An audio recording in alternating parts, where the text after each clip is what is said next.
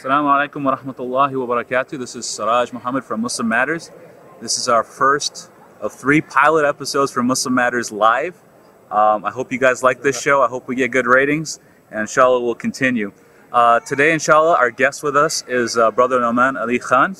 He is the founder of Al Bayana Institute, and he's here to join us for a little discussion today at Ilm Summit in Houston, Texas. Assalamu alaikum. How you doing, man? Very good. Alhamdulillah, awesome. So, first up, I saw you playing a lot of ping pong today. And yesterday, how many games you win? I lost count. You lost count? No, probably 5. 5. Didn't we play? Did we? No, I don't think so. Doubles? Doubles? Yeah. Those I lost. Yes, I won. Those I lost. Awesome. So we'll have to play again sometime. You have to get your revenge, inshallah. Inshallah. Inshallah. Good stuff. I wanted to ask you, one of the things that really amazed me when I see you up on stage is your teaching style. I think you have a very unique teaching style, and I think a lot of people are really like feeling that connection when they see you up there. Where did you develop that philosophy? I mean, like you were talking about yesterday, you were talking about, that reached out to me, Optimus Prime. That just, I'm really old. That caught me right away. Were you referring to the Michael Bay version, or were you referring to the real old? I was referring to the animated version. Yeah, there you go. And that just brought up memories, and I was like, oh man. But I mean, like, people can relate to that. So how did you develop that style? I think it's mostly my teacher. Dr. Abdul Sami is a remarkable teacher. And I think the thing I learned from him was the difference between a scholar and a teacher. And you don't necessarily communicate to your audience what you know in the language that you learned it. You are more concerned with the aptitude of your audience. Mm-hmm. And really learning should be turned, or as a teacher, you should be more engaged in a conversation than in a speech. So as if you are talking to someone, you wouldn't use, verbose language, you wouldn't resort to technical terms, right. You wouldn't try to act super sophisticated, even if the concept was sophisticated. So as long as you can think of yourself as engaged in an audience, I think it's not some great secret of public speaking, but I think it really helps connect to the audience, and it's really back to the basics, if you will. That's awesome. And honestly, like, I really like that same teaching style. I mean, when we talked yesterday, we were talking about a very technical subject. I mean, we were talking about balagha, and you were like coming at us at a very, even though it's a sophisticated topic and a very academic topic, you were coming at us in a way that we could sort of relate to it and understand it, and it was really coming through. And speaking of which, let's talk about that class a little bit. Can you tell the audience what you are teaching here at Ilm Summit? Yeah, I'm doing something new actually. It's sort of a 5-hour crash course in balagha. And I mean, I love the subject. The technical term for it in English is rhetoric. But what I was asked to do this year by Sheikh Yasir Qadi was to present it from a technical, traditional point of view, how the classifications have been made. Personally, my own conviction leads me to say that the traditional classifications are good for academic value, but they're not very good for instructional value. In other words, sometimes there's over-technicality involved, and we give terms and then subcategories and subcategories of subcategories, and it turns into an encyclopedia of terms. And people just get blown away by that. Right. So in education, you have 2 things. You have terms and you have concepts, right? Now, the hardest subjects you can think of, like medicine or architecture or whatever it may be, one of the things that makes them really hard is there's a huge vocabulary of terms that you have to sort of immerse yourself in. So a physician has a certain kind of language that the layperson doesn't have.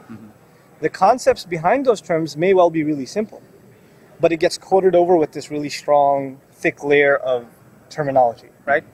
So I was asked to present this stuff, but I can only come to it from the philosophy of education that I'm convinced of. So I say al-badi', al-ma'ani, and then al-bayan, these technical sciences of Arabic, and they have really long technical definitions. But instead, what's the bottom line? What's the heart of the matter? Let's cut through the fat and let's get to the concept first. And then to me, the terminology can wait for when you or the rest of the audience, the few of them that want to go further in this subject and really want to get a master's degree in this thing or read 4 or 5 books on it, now they can use the technical terms. For general benefit, you don't get much out of learning the terminology. You do get far more out of it appreciating the concepts behind them. So that's really what I approach the subject with. Before this, I actually used to teach applied balagha. What that means is these are concepts of this study. Balagha is exploring what makes the Arabic language remarkable, or how do you speak in an effective fashion. And usually it's studied so you can appreciate Quran, because it's remarkable language. Right. So instead of teaching Balagha, I actually go straight to Quran and say, let me show you how that's really awesome, how Allah speaks, how Allah says this one thing, or how He uses that one word, or how this story is placed here, then it's placed here. What makes this so amazing, right? Now, this is applied Balagha. So instead of getting into the philosophy and the academics behind it, we just go straight to the point. Why? Because I think in our times, most Muslims, even if they read Quran, they read it in translation. Yeah. And when they do, because you're coming from a literature background, I mean, you've taken English class in high school, you've done, history or other studies in college. So when you come to a book, you come to it with a critical mind. This critical analysis is part of our academic training. Okay. So when we come to the Quran with that, even though we have a faith perspective, questions do come up in our mind. Yes, that's very true. Right? Extremely true. Why is this changing all of a sudden? How come this story was here and it was here again? How come the subject was about this and all of a sudden it was fasting, then it went to fighting, and then it went to Hajj? What just happened here? Right? These kinds of questions come up. Then, why is this surah over here? Why is that one over there? These are literary kinds of questions, right? And the answers to them lie in books that are very technical. They got two problems with them. One, they're technical. Two, they're in Arabic. Right? So you've got the answers to these questions that are just buried away in libraries. And this stuff needs to be there for the access of the average Muslim. It needs to be watered down to popular science versions of this stuff. Mm-hmm. Why is that critical? Because I'm not even talking about the student of knowledge, or the really serious Muslim or whatever, or the aspiring scholar. The average Muslim has these questions, and what it creates is then they go online to search the answers, and the more of your hits are not going to be on Muslim sites depicting the beauty of the Quran. More of those hits are going to be on criticisms against the Quran, actually criticisms against it, and allegations of the Quran being grammatically incoherent, or all sorts of stuff. And so the Muslims are reading this stuff. And even the Muslims are like, what's going on here? This guy has a PhD next to his name. He must know what he's talking about, right? So we need to make this stuff mass knowledge, public access knowledge. Yeah. And it needs to come off the shelves and needs to be presented in basically this fashion. Inshallah ta'ala. I completely agree. I remember when I was in college and the internet just started taking off, there were all these websites out there that were listing, here's a contradiction here, here's a contradiction there, there's right. internal, external, blah, blah, blah. And a lot of people had questions, and there were no people to really answer. There would be, I guess you could say, lay students of knowledge, lay people who try to answer the questions, try to answer from a logical perspective, but it was very difficult to find people who could understand and respond from a technical Arabic perspective, exactly. and really just lay it down and say, look, this is a problem, or these questions have come up not thousands, but maybe 1,000 years ago, 1,400 years ago, they've been answered. We already know the answers to these problems. Exactly. The other thing is, if you answer those questions from a technical point of view, that may not help the person asking the question, because they don't have the technical background. I mean, if you ask me a question about some software bug, and I start talking to you in technical jargon, oh, they must have had this syntax wrong or that, it wouldn't make any sense to you, right? So it needs to be watered down to your level. Exactly. You have these doctors nowadays, physicians. They have this requirement that they have to make sure the patient understands the problem they have. So they make these dummy charts. This is you, this is your disease, and this is how we're going to solve it, etc. Watering it down. It's okay. It's not insulting the audience. It's really coming to them, respecting the level they're at this time. And if they get to a higher level, they can have access to those books directly. But until then, we need to come to them. I wanted to ask you about a program you have online. You've been doing tafsir online for Juz Amma. Yeah. And in the intro to the website that you have for that program that you're doing, you talk further about the Dream program. Now, yes. I got really excited about that because I thought this is amazing. I've been talking to friends who are overseas, for example, in Alexandria. And they tell me that they're actually having trouble learning Arabic over there because they're used to the academic style over here. Exactly. And over there, the only benefit that they really have is that they have all the time in the world to go and research what was kind of handed to them a little bit, but not really properly taught to them. Exactly. So the Dream program, when I heard that from them, and then I heard about your Dream program, and I've seen the way you guys have been doing your Bayna classes already, I was really excited about that. And so tell us a bit more about that. Okay. The essential idea of the Dream project, first of all, bayina.com/dream, check it out, inshallah.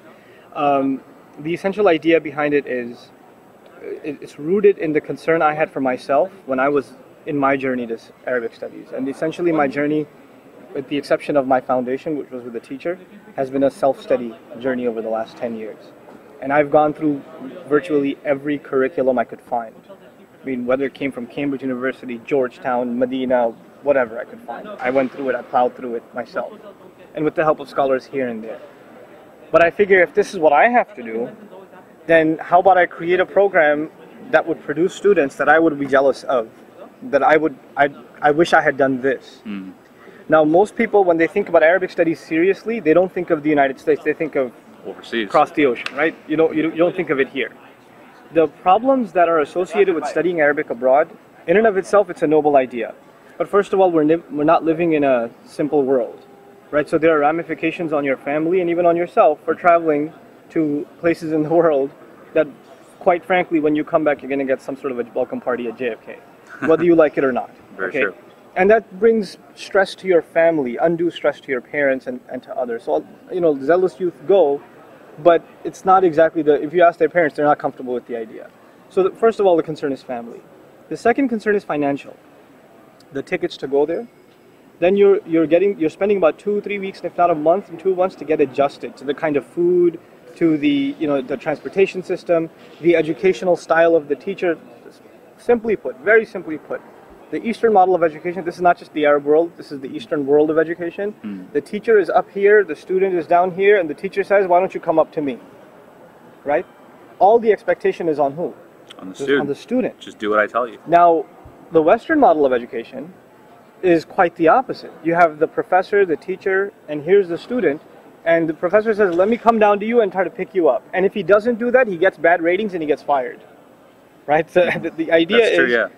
this idea of coming to the student instead of expecting from the student, spoon feeding, right?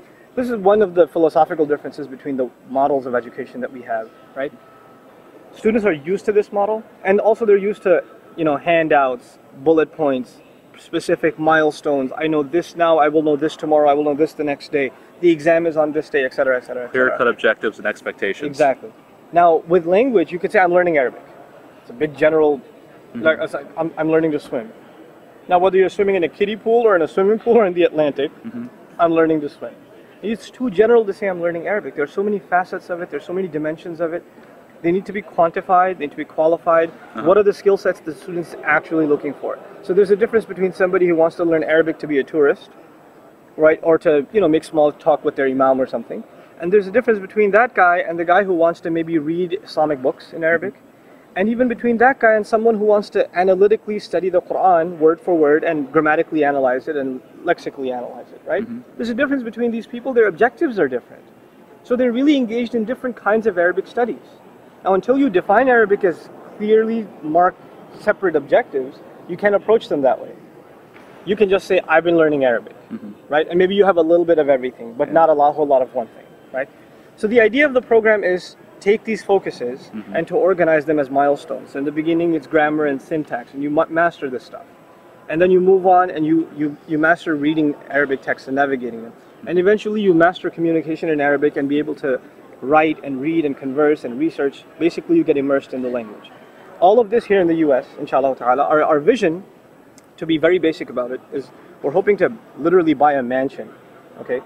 And like a 20-bedroom big place. That's awesome. Okay, I was inspired, this is crazy, I was inspired by this idea.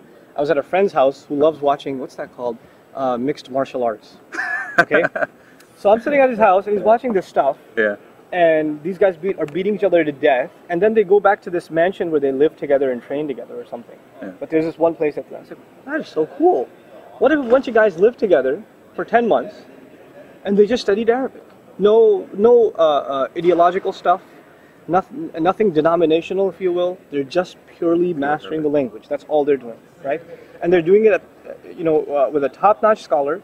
And they're under contract that after the first month, they can't use anything else. So they're in the heart of Texas, but they're speaking Arabic for those 6 hours a day, or that, during the daytime, and they're allowed maybe 2 phone calls, 3 phone calls a day to family and stuff like that. But they're under this tight regiment of a program.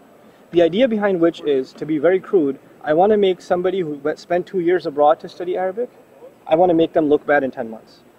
I want to make them feel bad for going. And it's an ambitious goal, but I think we have the curriculum and the instructors in place, and we have the methodology in place to be able to produce that, right?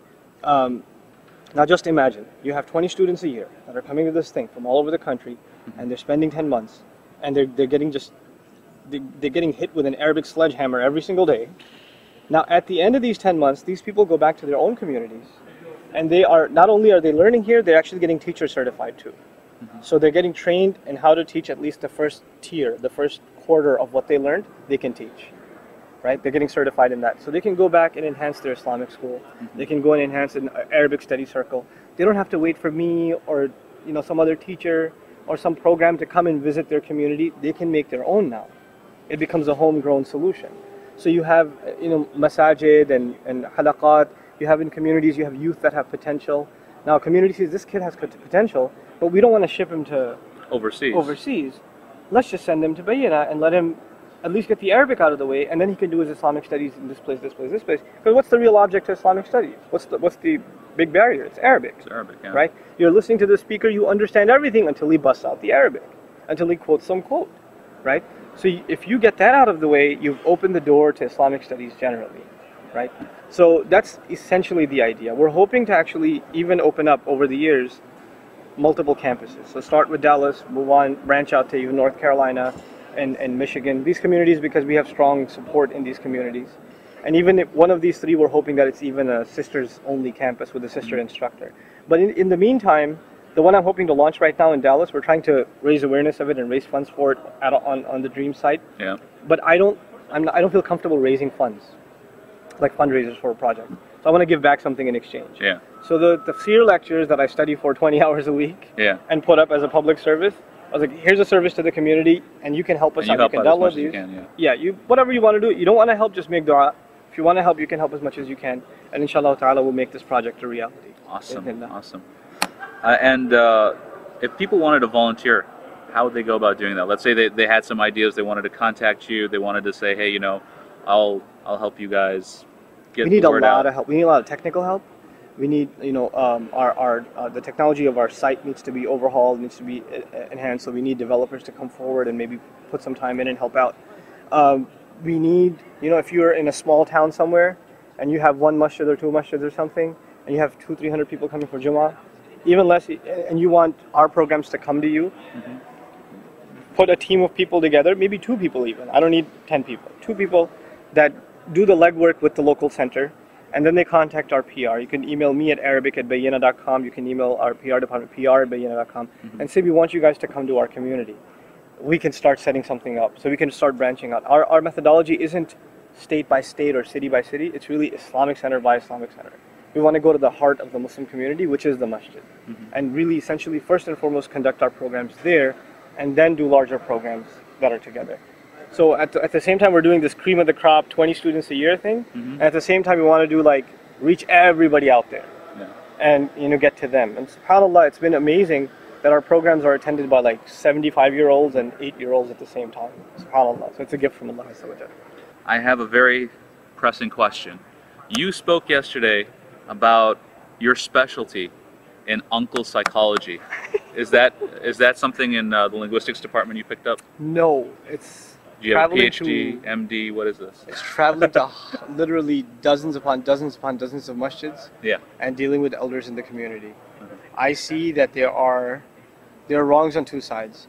Youth get frustrated too easily, and the elders are hard to communicate with.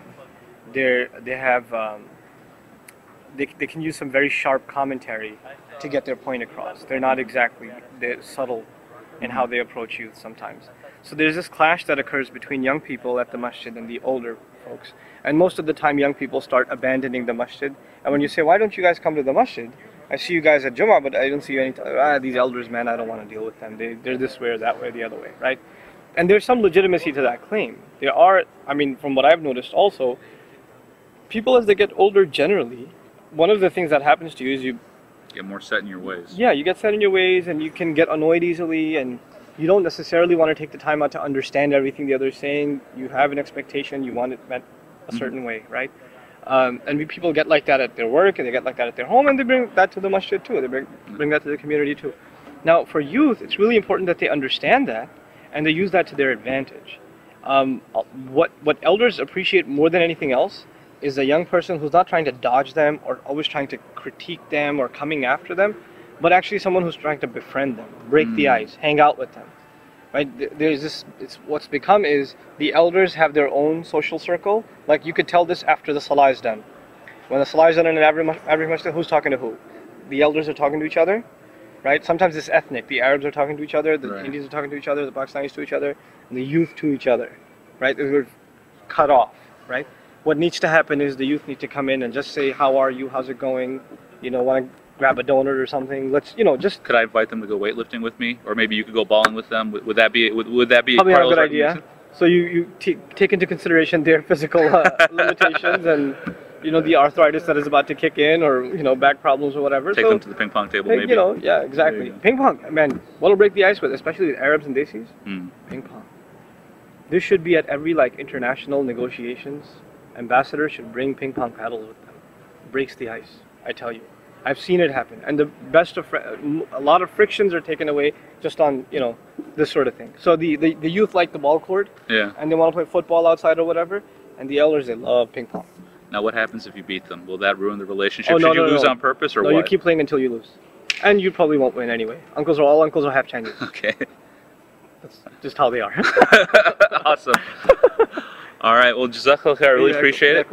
I just want to say that you know, I've benefited a lot. I mean, from you. I haven't really taken too many of your classes, but last year when you did Summit, you spoke about the Quran. You spoke, like you said, you brought it down to my level because I'm a guy who doesn't understand Arabic, and you brought out those miracles and those points that most of us miss because we're just reading translations. And I have to admit, for myself personally, when I would read a translation, it was almost like bringing my iman down because of that critical thinking mindset that you take with you. And it's just natural because of the environment we're raised in. Yes.